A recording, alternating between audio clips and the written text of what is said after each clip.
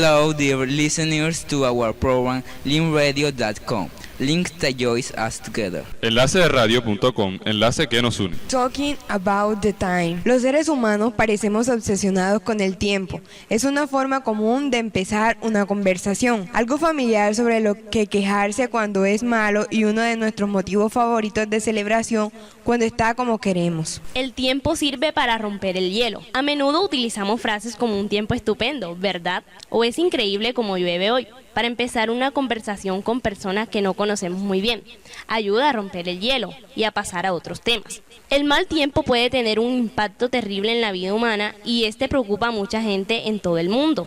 Pero a pesar de estos peligros, a la gente le encanta disfrutar un día soleado. No hay nada que nos haga sonreír como el sol de la playa. El tiempo condiciona el lenguaje. En inglés hay muchos dichos o expresiones idiomáticas que utilizan palabras sobre el tiempo. ¿Sabes lo que significan estos? Every cloud has a silver lining. No hay mal que por bien no venga. Make hay while the sun shines. Aprovechar el buen tiempo para. A storm in a teacup. Una tormenta o una tempestad en un vaso de agua. Aprendamos un poco de vocabulario acerca del tiempo. Sunny, Soleado, cloudy, nublado, snowy, nevando, raining, lluvioso, cold, frío, hot, caliente, dark, oscuro, clear.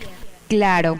Useful questions about the time. What's the weather like in Sagún? It's sunny. What's the weather like in Bogotá? It's cold. See you next time.